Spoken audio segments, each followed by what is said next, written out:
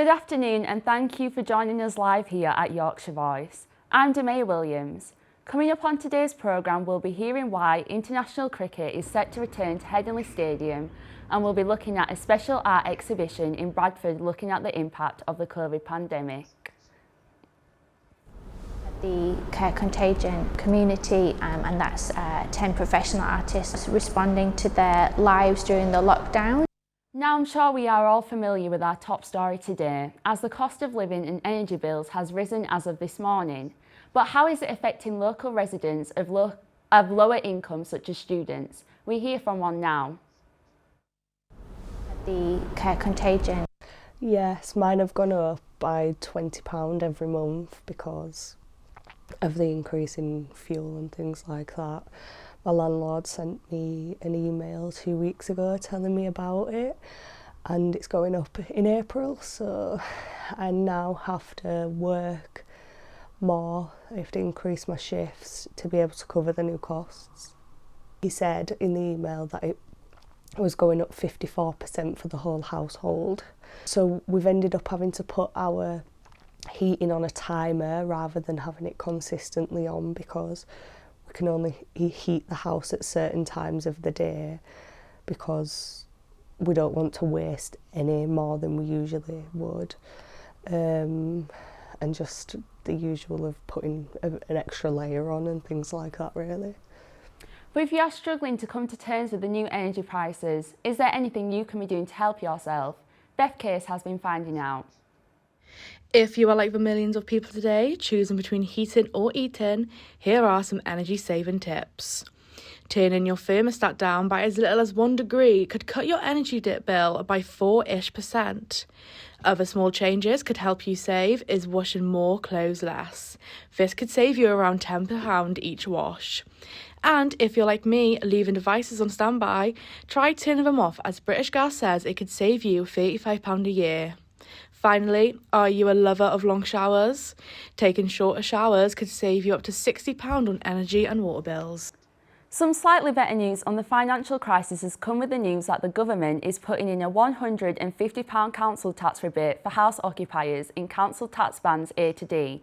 But will this actually help Leeds residents? Our reporter Daniel Pye spoke to a homeowner in Leeds. Brown envelopes are never welcome. However, this is going to be a particularly challenging bill year for Leeds residents. The price cap of gas is set to increase by 54% today.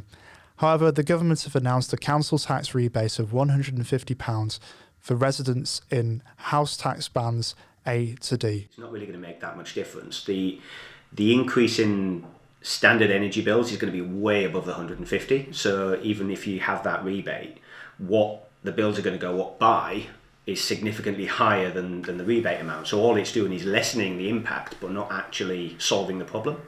For people like Mark, the tax rebate won't make much of an impact because he's on a stable wage and is in a dual income household. However, 21.5% of people in Leeds live below the real living wage, and for them, the £150 tax rebate may not be enough. International cricket is set to return to the Headingley Stadium in Leeds after an emergency general meeting of the Yorkshire County Cricket Club last night approved significant changes in policy. The club lost the right to stage all international matches last November following the racism scandal sparked by former Yorkshire player Azim Rafiq, who claimed he was made to feel like an outsider at the club and was a victim of institutional racism. Today he said on Twitter that he's relieved to see the reforms being backed.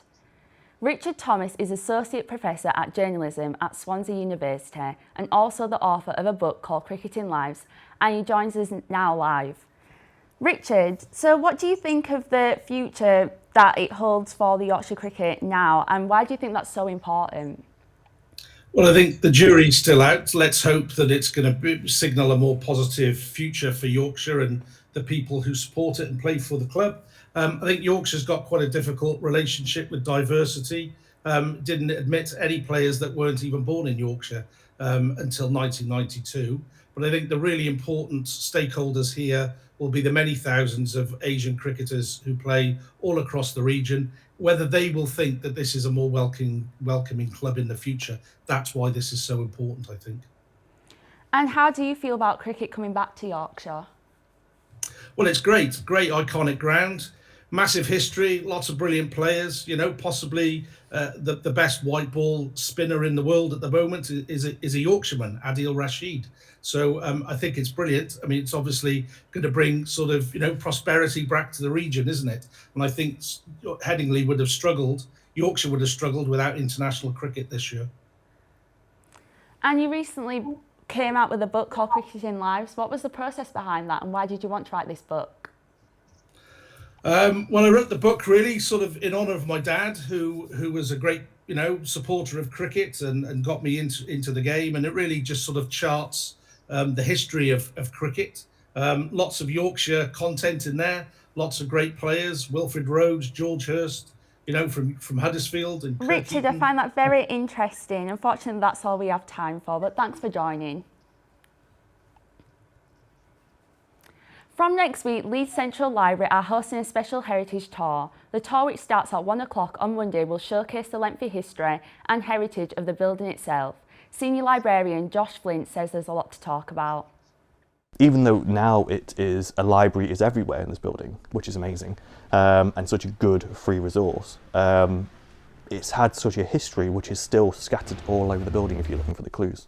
Now, we've all heard that COVID was hard on the art sector, but how did the artists feel? Well, you might just be able to find out. The Impression Gallery in Bradford, a charity that helps people understand the world through photography, will be showcasing an exhibition where 10 professional artists will be showing their responses to their lockdown experience.